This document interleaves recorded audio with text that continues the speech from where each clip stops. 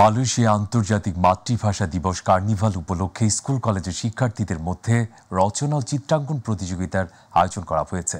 মালয়েশিয়ার প্রতিনিধি আশরাফুল মামুন জানান, রোববার কুয়ালালামপুরের দেওয়ান বাহাসা দান পুস্তাকায় এ কার্নিভাল হয়। ইউনেস্কো জাতীয় কমিশন, মালয়েশিয়ার পক্ষে Tamil foundation Malaysia, LLG culture development centre উদ্যোগে আয়োজিত কার্নিভালে কৌশলগত অংশীদার ছিল কুয়ালালামপুরের বাংলাদেশ হাই কমিশন।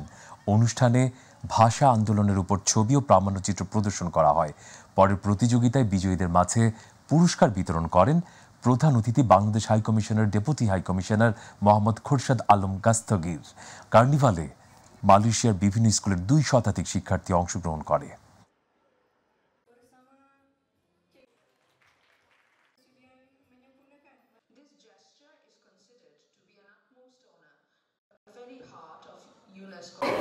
আন্তর্জাতিক মাতৃভাষা দিবস হিসেবে যখন আমাদের শহীদ দিবসকে স্বীকৃতি দেওয়া হয়, আমাদের মাতৃভাষা দিবসকে, তখন থেকে সারা দুনিয়াতে এর যে ইতিহাস, আমাদের জাতীয় পরিচয় এবং তার মাধ্যমে আমাদের যে 1971 সনে আমরা যে নেশন স্টেট হিসেবে বাংলাদেশ পেয়েছি, স্বাধীন বাংলাদেশ, এর তাৎপর্য তুলে ধরার জন্যে মালয়েশিয়ার মতো একটা দেশ যেখানে অনেক জাতিগোষ্ঠী আছে, তাদের কালচারাল ডাইভার্সিটি আছে, বৈচিত্র্যময় সংস্কৃতি, ভাষা, সব কিছু মিলিয়ে আমাদের জন্য এখানে বাংলাদেশের একটা ভাবমূর্তি আরও ভালোভাবে সৃষ্টি করার লক্ষ্যে, বিশেষ করে যারা ছোট শিশু, যারা স্কুলে পড়ে, তাদের ভিতরে এই আন্তর্জাতিক মাতৃভাষার ইতিহাস তুলে ধরার জন্যে, বাংলাদেশের মর্যাদা প্রতিষ্ঠার লক্ষ্যে আমরা এটা 2021 সাল থেকে মালয়েশিয়ার ইউনেস্কো ন্যাশনাল কমিশন এবং অন্যান্য যারা আছে কিছু এনজিও,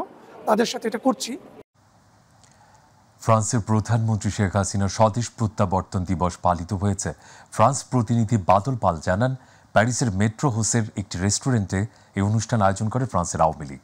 অনুষ্ঠানে ফ্রান্স আওয়ামী লীগের সভাপতি এম এ কাশেমের সভাপতিত্বে এবং সাধারণ সম্পাদক দিলওয়ার হোসেন কয়েসের সঞ্চালনায় আলোচনা সভায় বক্তব্য রাখেন সহ সভাপতি বীর মুক্তিযোদ্ধা সোহরাব মৃধা, বীর মুক্তিযোদ্ধা নাসির চৌধুরী, কামরুল হাসান বকুল, ফয়সাল ইকবাল হাশমি সহ আরও অনেকে।